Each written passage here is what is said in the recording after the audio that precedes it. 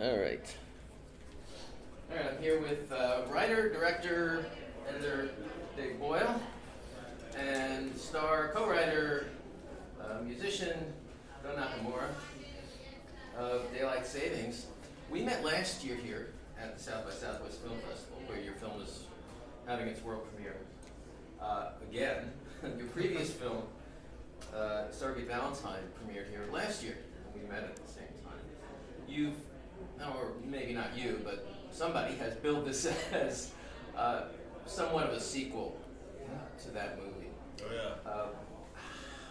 How would you characterize that in terms of, is it, do you have to have seen Surrogate Valentine to appreciate this? No, it works as a standalone, but if you see Surrogate Valentine, there's definitely a lot more of a, there's a richer background to it if you've seen it. But we've had plenty of people see Daylight Savings first and then see Surrogate Valentine, and it didn't seem to affect their enjoyment of either film. So. Mm-hmm. And for you? Did you see it as a natural transition into the next chapter? Yeah, definitely. It kind of takes place like 2 years later. So it's definitely a direct sequel. Most of the characters from the first one come back, but there's a whole cast of new characters.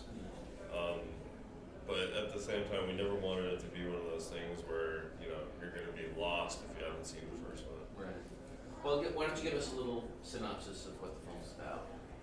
At the beginning of the movie, Goh, the fictional Goh, is at the height of his career, and he's just sold one of his songs to a famous antidepressant commercial and made a bunch of money off that. And he's got a new girlfriend.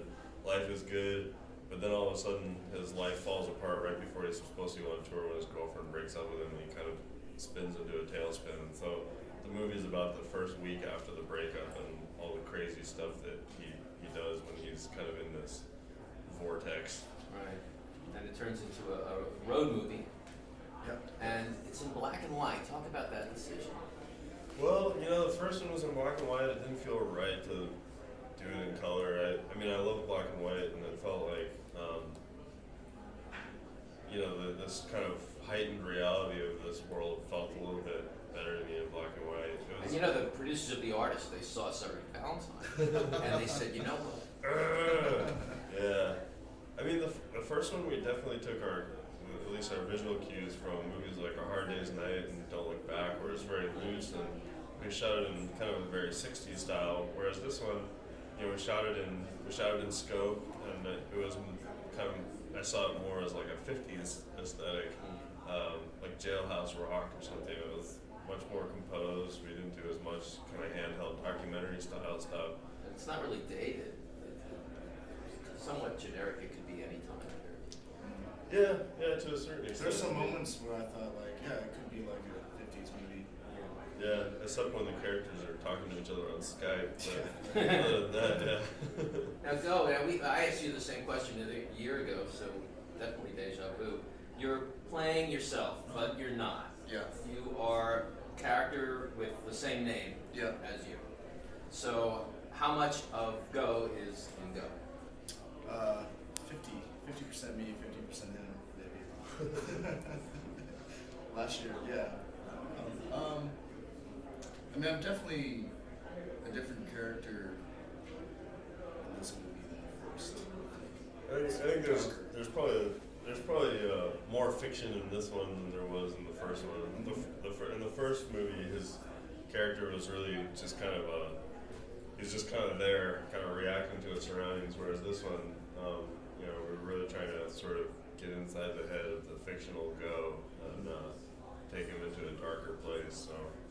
The thing I love about your character is he's got this dry wit, and it's so subtle, and the way it comes across on screen requires a little bit of a focus on the part of the viewer, and then at some point you're like, whoa, I get it. This I know this guy. Yeah, Dave's like that too. He's very dry. So. Yeah, I mean, part of the reason I wanted to make a movie with Goh in the first place is just because, we have kind of a similar sensibility in a way. We're both pretty laid back guys, and we're not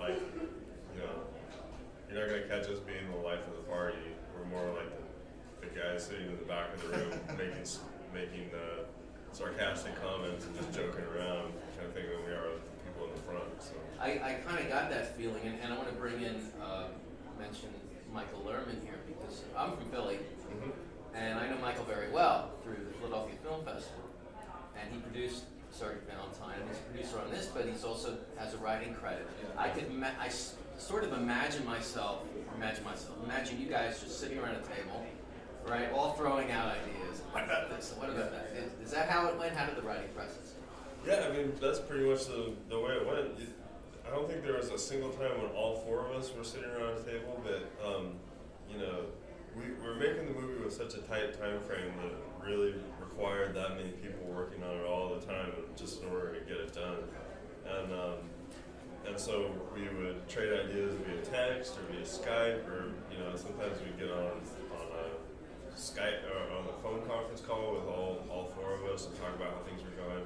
And then we just divided up the script and each took a piece of it and wrote it and stitched it all together. And then from there tried to polish it so that it had more unity. Goh, did you have input along the way? Were there moments that you said, well, I think this would work better? Yeah, I did. I kind of came in a little bit later because they were doing their kind of like roundtable stuff, but they would cue me in on stuff where, you know, if they were having trouble with something, they would take a shot at the scene or something, so I would kind of type up a document and send it. It was like a workforce for sure. I love the music. It's obviously key to the story, but it's not all your music. Yeah, it's the lead, the girl, Ye Ning, has this great band called Dream Day, who I've been a huge fan of, and I've been friends with her for a long time too. So it's just nice to have her voice in there. Yeah, The songs definitely. are so good. Yeah, as soon as I saw the opening credits, I saw original music by Dream Day. So Goh has a new band. Because I thought it would be all your music. I thought that was very well done and integrated into the story.